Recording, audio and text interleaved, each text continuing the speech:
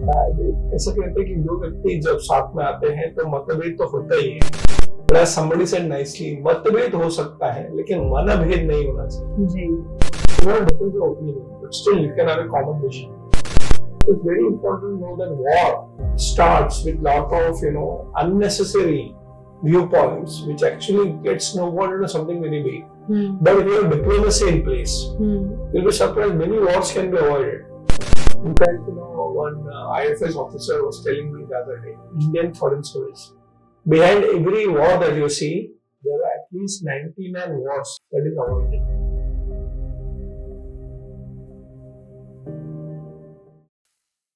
Hi everyone, welcome back to Vritvi Talks the Ambition podcast, and you are watching part 2 of the previous video, which we ended on a very good note, or I must say that very intellectual note of leadership and influence. This video is based completely on the art of war and diplomacy. Again, we have Dr. RadhaKrishnan Pillai with us, who will enlighten us, and इनसे better और कोई नहीं बात कर सकता इस topic के बारे में, मुझे ऐसे लगता है, बिकॉज आर्ट ऑफ वॉर एक बहुत ही लार्जर देन लाइफ टॉपिक है, and currently I think we all must know about this, and this is maybe the need of the hour that we must master, which is diplomacy, right? So over to you, sir. Thank you so much. So Chanakya is known for his war strategies as well. So Chanakya is known for strategies, और जैसे अलग अलग क्षेत्रों में उसको हम apply कर सकते हैं. जैसे war is something that we'll be discussing today, but it can be applied in political situations. It can be applied, we saw in the last episode, in the field of leadership. लेकिन war या युद्ध के क्षेत्र में Chanakya is a military strategist. Yes. In fact, I'm very fortunate that in the armed forces we have already introduced Chanakya, and there is a subject called military science, where Chanakya's strategies of war has been taught to the current generation of defense officers in the army, navy and air force. Yes. So, ये तो हम सबको पता है कि चाणक्य की सारे strategies are based on diplomacy, right? And yes, Chanakya is also one of the reasons for a fall of kingdom and a rise of dynasty, because of his diplomatic traits, diplomatic characteristics, and his peculiar way or peculiar art of war, right? So please enlighten something about this particular topic, sir, because इन चीजों के बारे में ना काफी ये बात होती है, but it is very like on subliminal levels, that war is of two types. One is the internal war, and second is the external war. That external war can be in office workplaces, can be between companies, can be between two families, can be between two countries, or multiple as well. And internal war तो हम सब जूझ ही रहे हैं internal war से देखा जाए तो. So please enlighten something about this, sir. Bilkul. In fact, you spoke about this nicely. There are many types of wars. Yes. But you can classify them into two parts: internal and external. जैसे राजा के लिए सबसे बड़ा युद्ध होता है वो अंदर का होता है. अंदर की लड़ाई को पहले जीतो और बाहर की लड़ाई को भी जीत सकता. So it's a saying that a person who conquers himself will only then conquer the world. Yes. So what is internal war? Chanakya talks about this in the Arthashastra called as Dharma Sankat. What to do and what not to do is the question. Yes. So, even if you look at Mahabharata, everybody was ready for the war, but Arjuna says, no, I've developed a cold feet. I will not fight. What is it? Dharma Sankat. So they are my teachers, they are my grandfather. How can I, attack my Bhishma Pita, my teachers who taught me warfare? And that's where Shri Krishna comes and says, listen, the state of the mind is very important. And of course, later on it starts where, the strategies come in. But if you're not ready internally, you'll never be able to win externally. Yes. So the power of visualization, we see a lot of Olympic medal winners practicing visualization. And yes, I've already won the medal. And then of course you practice and make your body fitter into getting that medal. But it's always internal, that is expressed externally. ये हो गई philosophy की बातें। Yes. अब देखते हैं कि real life में वॉर होते हैं क्या? बिल्कुल होते हैं, घर के अंदर होते हैं, ऑफिस में होते हैं, दो देशों के बीच में होते हैं, होना ही चाहिए, बिकॉज ये प्रकृति का स्वभाव है। ऐसा कहते हैं कि दो व्यक्ति जब साथ में आते हैं तो मतभेद तो होता ही है, but as somebody said nicely, मतभेद हो सकता है लेकिन मनभेद नहीं होना चाहिए जी। So you have a difference of opinion, but still you can have a common vision. So it's very important to know that war starts with lot of, unnecessary viewpoints, which actually gets snowballed into something very big. But if you have diplomacy in place, you'll be surprised many wars can be avoided.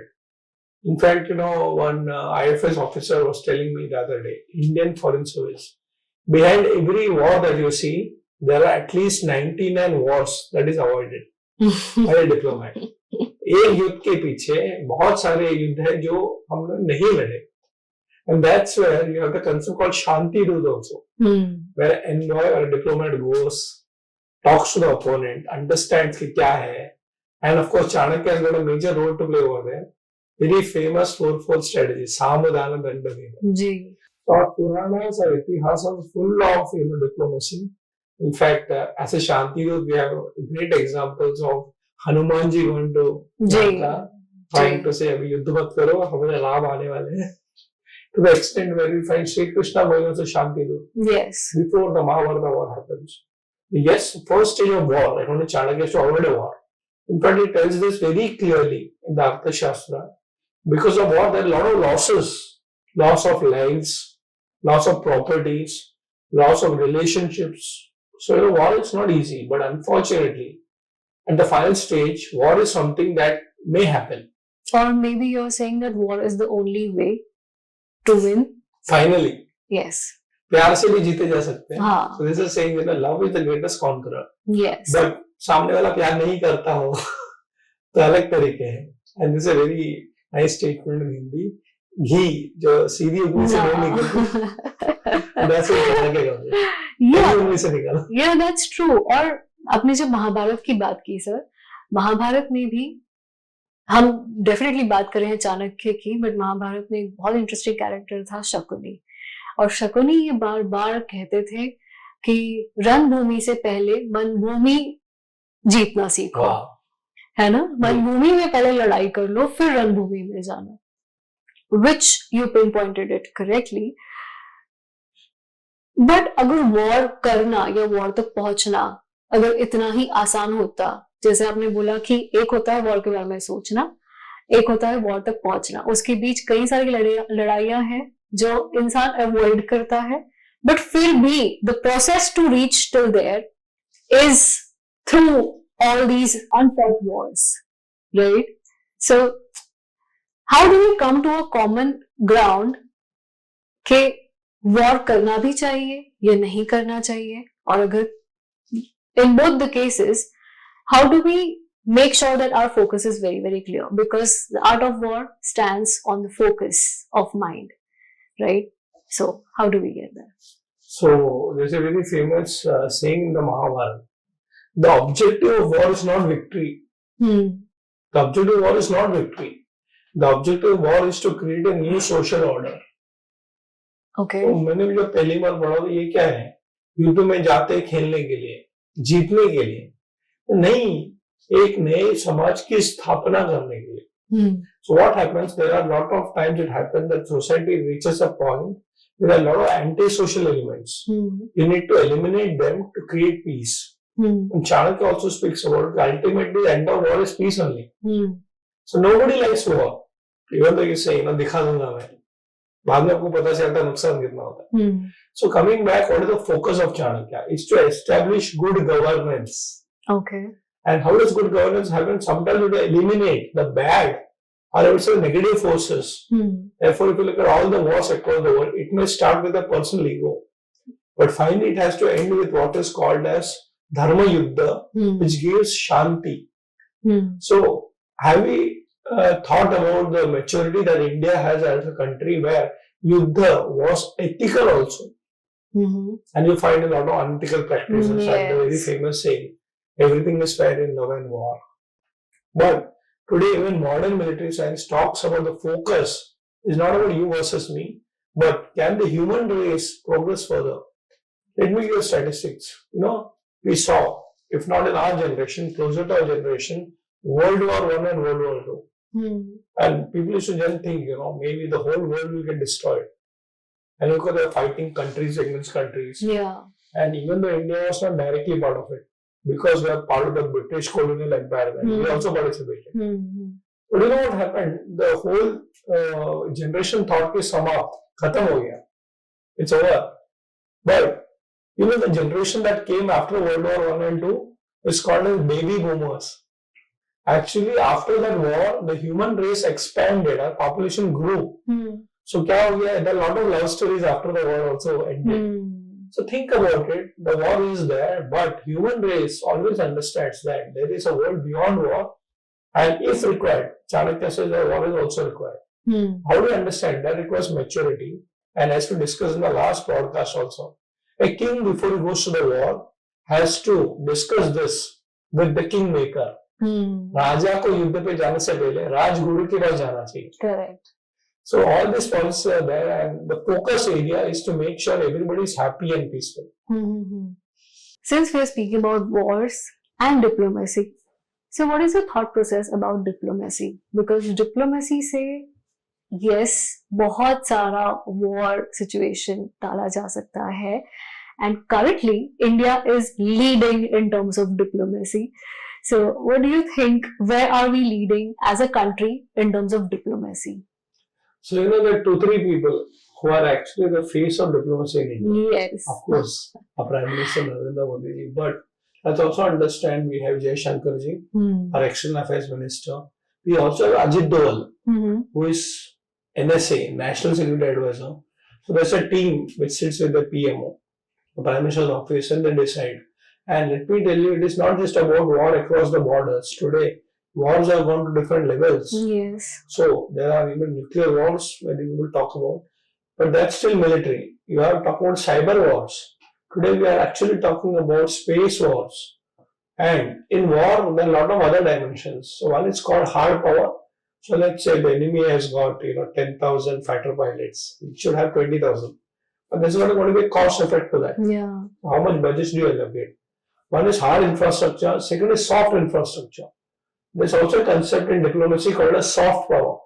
Okay. So it's very interesting in the space of diplomacy, foreign policy and international relations. What is soft power? दिखता नहीं, लेकिन वो भी हमारी शक्ति है. Soft. Correct. It's very tender. For example, International Yoga Day. So think about it. Yoga has become India's soft power. Yeah. Every country in the world actually has got yoga being part of their culture now. So India is now entered the minds of the people through yoga.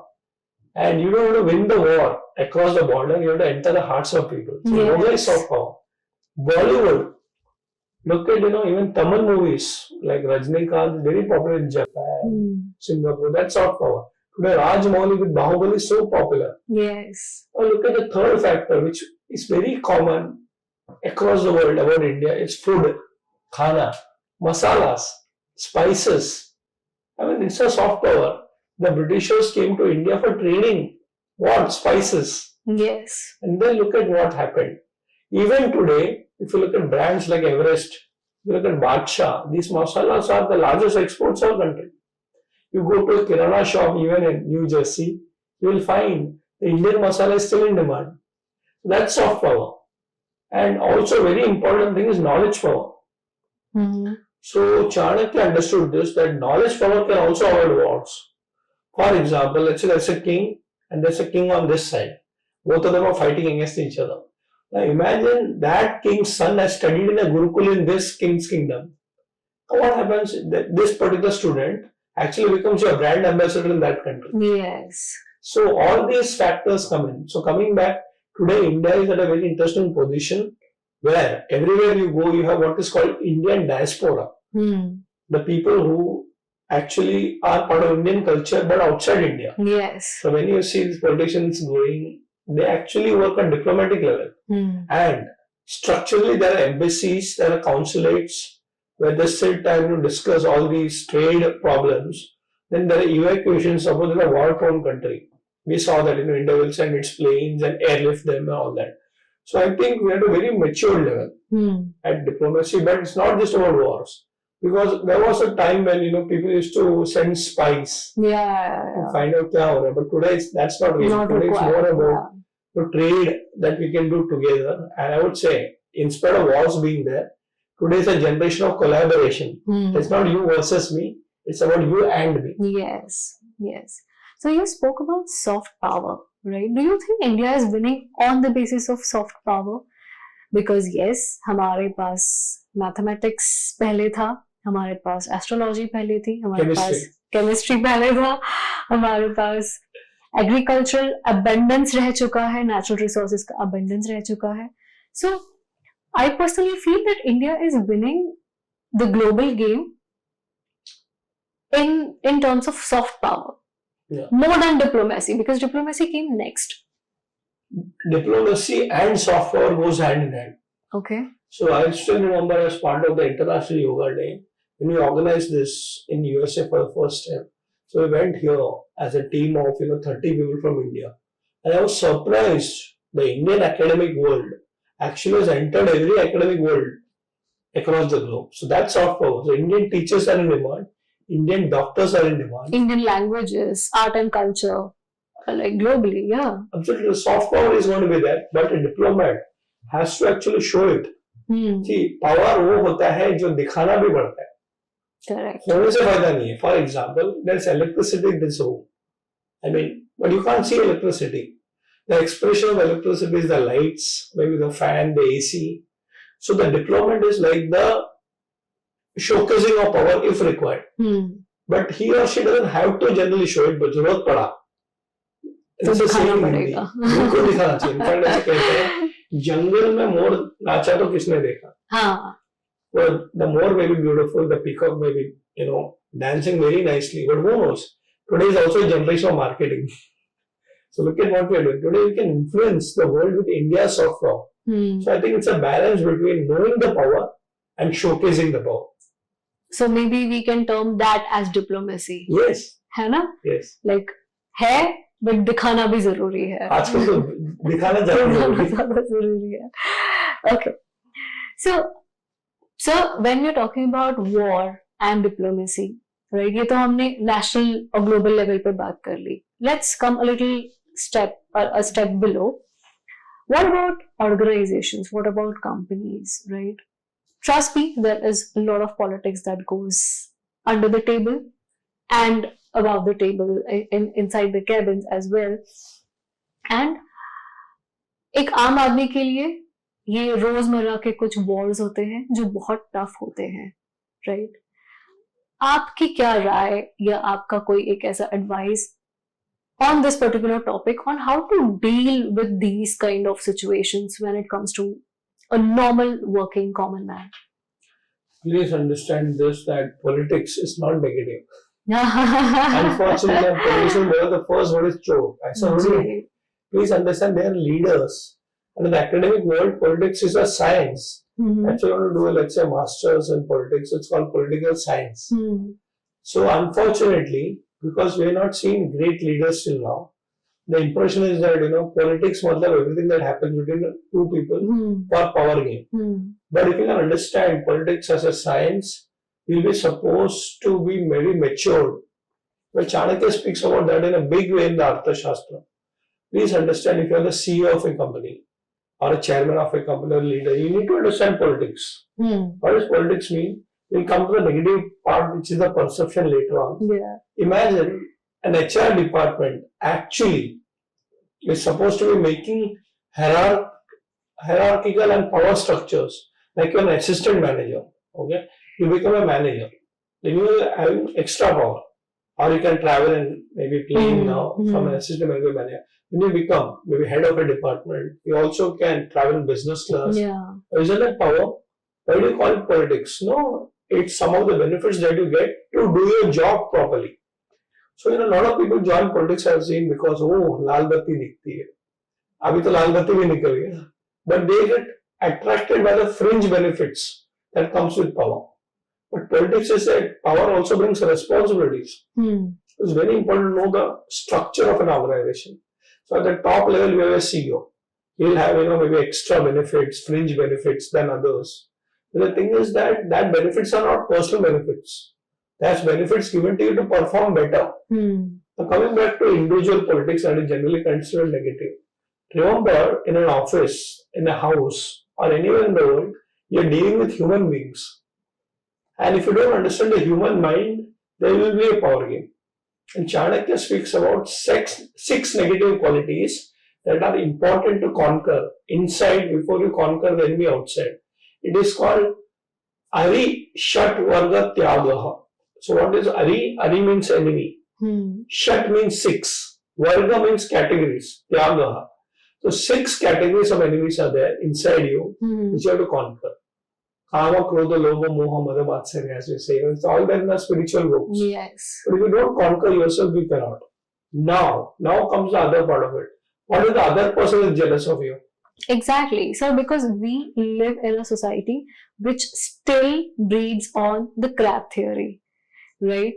और मैंने अपनी book में ये लिखा है that there is also something called as anti crab theory, right? और a pseudo crab theory, right? जहाँ पे हम दूसरे इंसान को अपने से आगे जाने तो नहीं देख सकते, जाते हुए नहीं देख सकते, ठीक है, बट हम खुद भी नहीं जाना चाहते हैं. That's why we kind of keep pulling themselves and keep sabotaging ourselves also. So, in fact, she'll tell you, I face this problem every day. I always talk about collaborative leadership. Yeah. When a leader, I'm a leader, let's come together. But somebody told me very nicely, Radha sir, you're talking about collaboration in a competitive environment. In fact, right from our childhood, we have been only taught competition. For example, class mein first kona hai. Education system has become an examination system. And examination, the topper is always respected. And we talk about, jo jeeta wahi sikandar. I mean, now think about the mindset of a society that encourages only competition, not collaboration. So it's very natural that even number 2 is considered a failure. Yes. I mean, everybody can't be number 1. I mean, that's a natural law. If there are 60 players, why can't we have 60 winners? Possibly nahi hai. It's a thought process. Because every particular person is a winner in his or her field. But everybody cannot be academically number 1. So you are right when you say, the system, the society has become so much competitive. Look at the number of competitive exams that you have. Look at the number.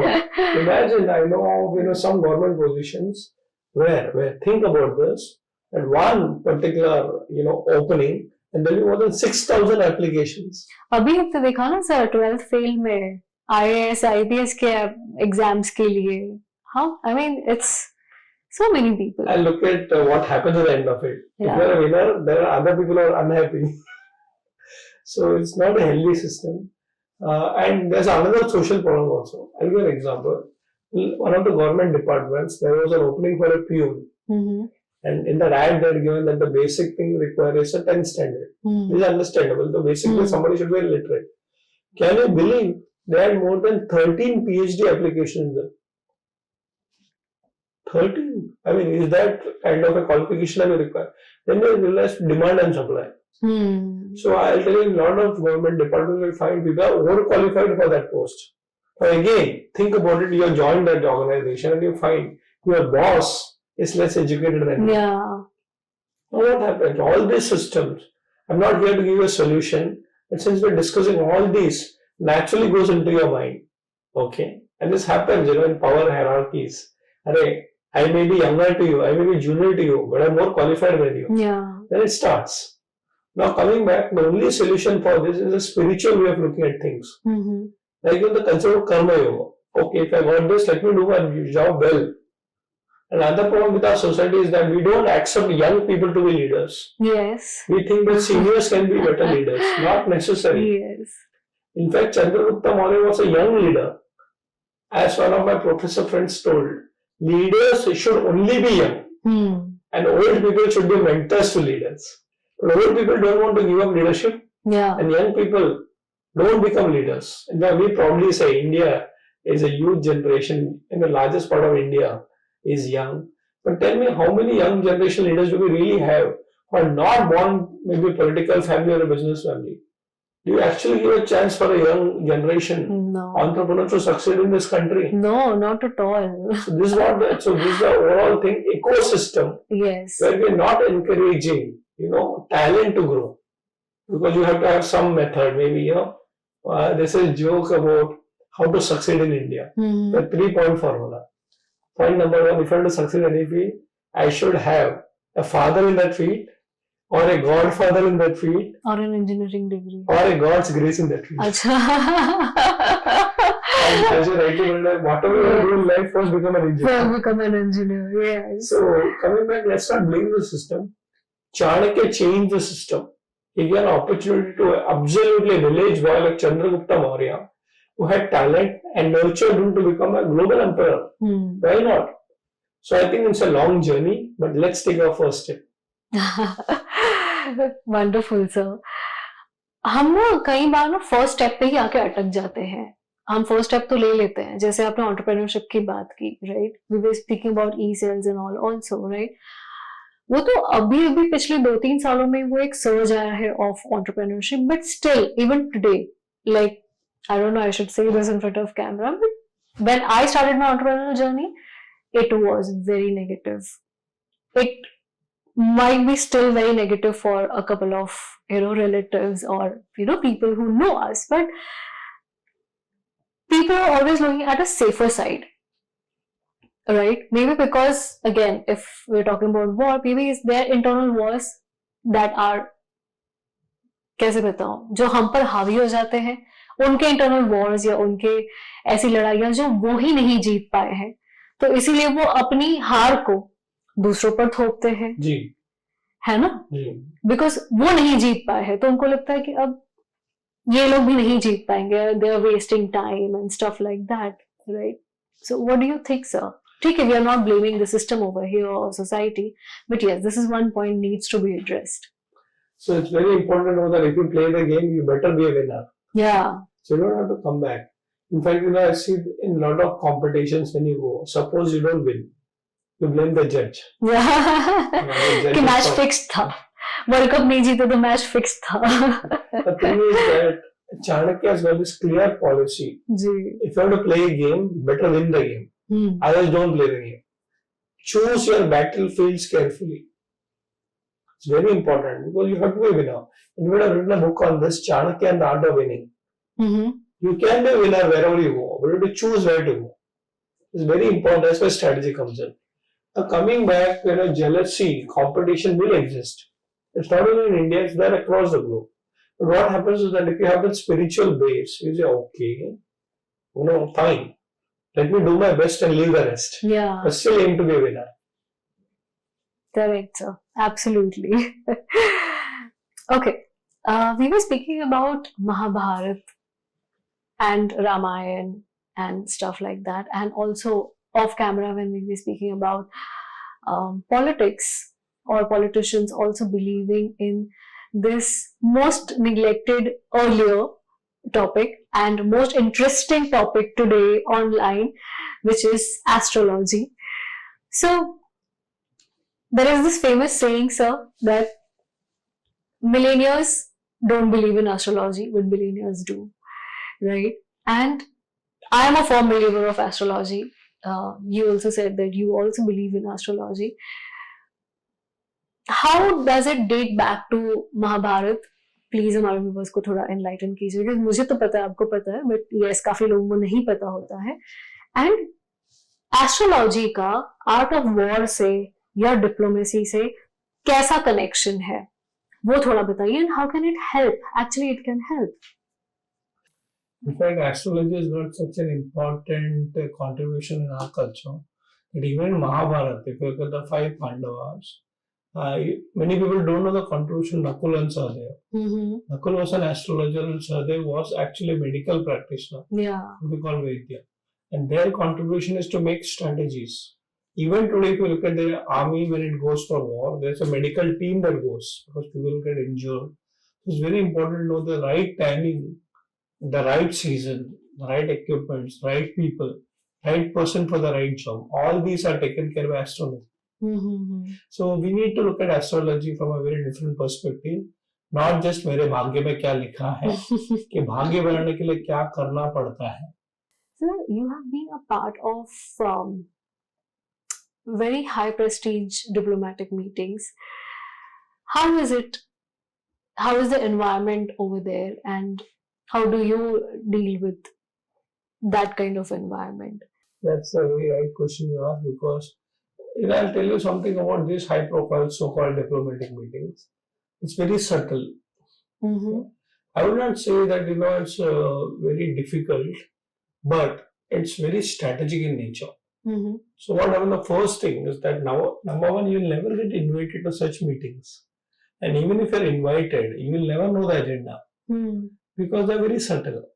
And even if it is on the agenda, it's always in between the lines. So I think there are 2-3 things that Chanakya would say for diplomatic meetings, which I have learned and I try to understand. Number one, please understand you have to read the room. What do you mean by read the room? Who are the people? And if it's a diplomatic strategic meeting, only few people will be called, and they're very powerful people. Okay, so in that room, there will be, let's say, 4-5 people. You should know the remaining 4-5 people. And of course, you should know your own state of mind. So read the room is very important. Second, read in between the lines. So they're asking you something, it may mean something else. You have to be smart enough to understand. And those people are smart enough to understand what you're thinking. Third and very important thing is also actionables. It can't be very philosophical, because all these are leaders with powers. I'll give an instance that actually happened. And that time I was new to all this power politics or power games. So I was handling a very important project and I had 3-4 IAS officers. Okay? And they had made me in charge of a particular project. Very interesting project at that time. And it so happened that, we found, I found that there's this particular person, and remember now I'm part of the government. Then this vendor was actually taken money, but he did not deliver it. So I don't want to get into all that bureaucratic corruption, but being part of it, I understood it. And it so happened that there were 4-5 IAS officers sitting and I was there. I casually told them, this guy, he's cheated the government. I think he should be under arrest. Can you believe? Next day the IAS officer came and told me, your wish is my command, it's done. What do you mean what's done? I didn't know. I casually told, वो क्या कर रहे हैं हमारे funds के साथ? He was actually arrested.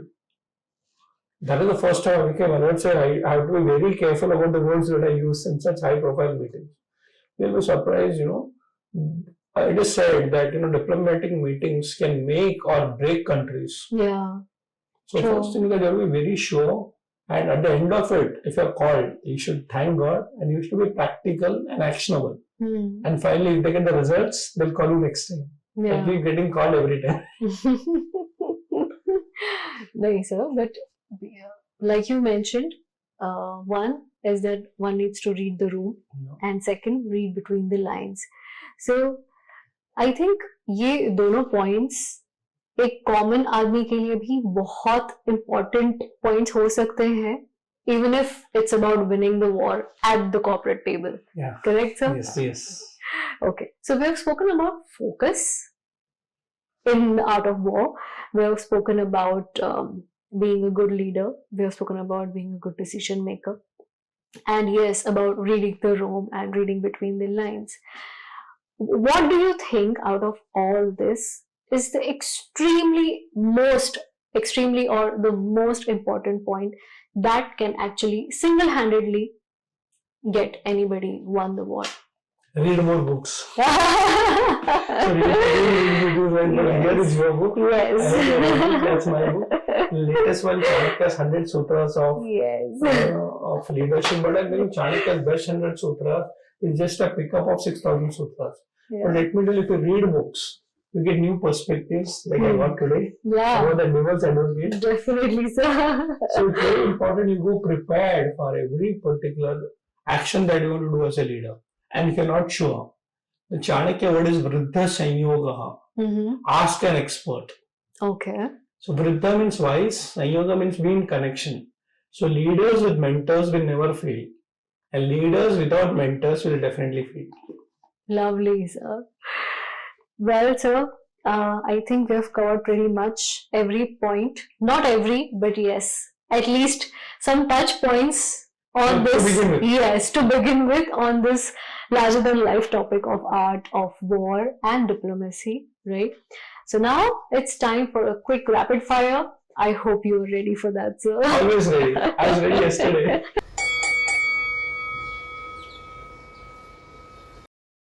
So my first question is, if you get to meet Chanakya today, one question you would like to ask him is, How to make more money?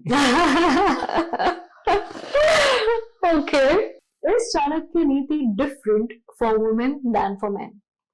Yes and no. How? Yes, because when it was written, it was very male centric. Yes. And we can find a lot of ideas that won't gel with our generation. No, because I would not advise it. Why should Chanakya Niti be only relevant to one particular gender? In fact, one thing about Chanakya which I like is it was very woman centric. Yes. But the perception and certain things which is written is not for women.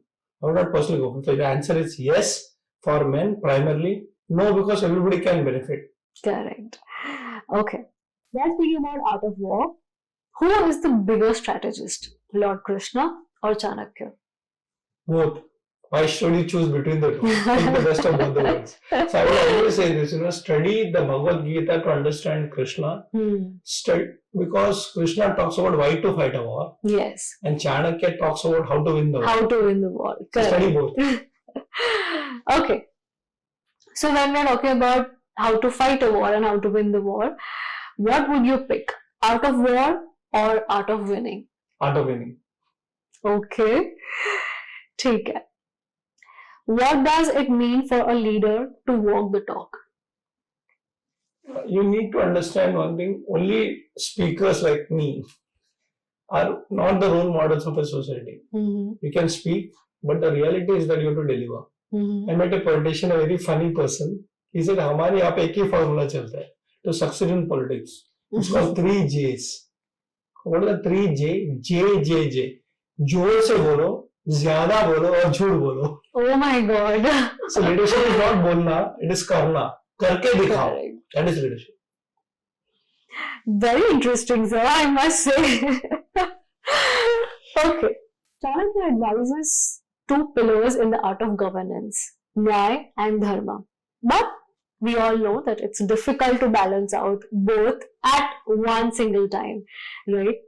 If you were given a chance, how would you balance this out, or what would you pick first? I would pick up Dharma. Okay. The reason because Dharma based Nyaya is the only Nyaya that you can actually respect. And therefore Chanakya created a Dharmic society which had good Nyaya Daksha. Unfortunately, when a legal system gets corrupted anywhere in the world, that is an adharmic society. The basis of Dharma would actually lead to good Nyaya. Therefore, spirituality is the base. And I personally believe that we need to understand both Nyaya and Dharma for the overall benefit and the welfare of the society. Wonderful, sir. Okay. Now, according to you, this is geopolitical question. According to you, who is winning the elections of 2024? I'm going to vote. Please understand, coming back to Chanakya's time, it was not election, it was selection. So can we look at 2024 as selecting a leader, not electing a leader? Yes, pretty much. And so the vote is only one way of selecting a leader. So please give your votes. So people say, Narendra Modi will come back. And I look at it differently. Yes, all the statistics, but the real result will come on the final day. But what is very important is not who is going to get elected. Did you select your leader before going to the poll? If you don't have the clarity and looking at that machine and so 20 choices, A, B, C, D, it doesn't work like that. Today's generation of information, I hope all of you have registered yourself, especially the first time voters. Please understand, even if it's a weekend, don't go for a weekend holiday. If you want to go, please put that button and then go. And I think the booths will start at 7 o'clock in the morning and will be there till 5 in the evening. It's very important that did we do our Praja Dharma to select the Raja that will do his Raja Dharma. Raja Dharma, correct. Dear listeners, dear viewers, everyone who is watching this episode, all Indians, non-resident Indians as well, right? please do make sure that Sir has given this wonderful message that please do make sure that you register yourself and vote and fulfill your rightful duty. Okay. One last question, Sir. What does ambition mean to you? Service. Okay. So when you are self-centered, ambition can become greed. Mm-hmm. But if you actually have an ambition for serving the society, you become a role model. You become a true leader. That's lovely, Sir. Thank you so much, Sir. It was a wonderful, wonderful session with you. And we hope we continue to have much more enlightening sessions with you. Sir. Thank you so much.